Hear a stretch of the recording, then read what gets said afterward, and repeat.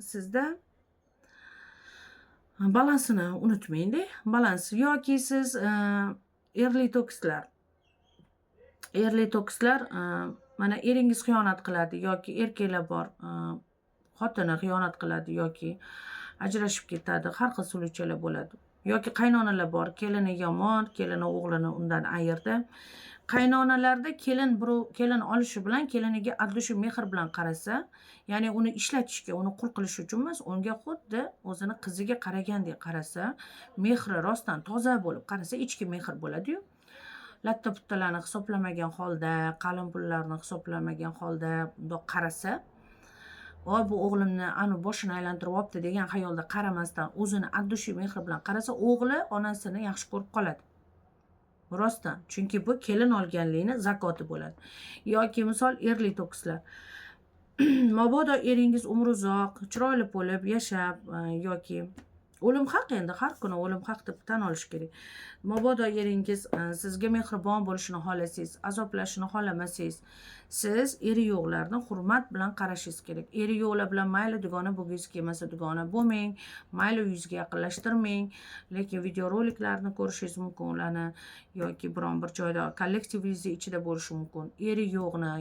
Eri yo'q qizlarni yoki hali turmushga chiqmagan yosh katta qizlarni ustidan kulmang, achinib qaramang. Siz ham bir kun beva bo'lishingiz mumkin va siz ham yolg'iz qolishingiz mumkin.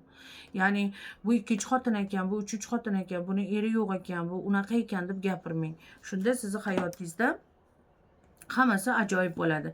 Ya'ni bu eringizni, erli bo'lganligingizni zakoti bo'ladi. Siz eri yo'qlarga, bevalarga mehr bilan qarashingiz kerak. Hurmat qilib, voy u ham baxtli bo'lib ketsin, tengini topsin. Xuddi shunaqa bo'lishingiz kerak. Qancha ko'p siz erli to'kis bo'lib, eri yo'qlarni g'iybat qilasiz, siz farzandingizni turmushi yoki biron bir nimasida qiyinchiligi ko'p bo'ladi. Sizni energiyangizga qarab kelaveradi. Negadir tomog'im yomon quvvat. Voy. Vot hamma narsani zakoti bor. Misol uchun bizada ishxonani ham zakoti bor. Ishxonangizda ishladingiz, oyligingizni oldingiz, o'zingizga xotin bola chaqaga qaramayman-ku, yo'q. Undan tashqari ishxonani ham zakoti bor.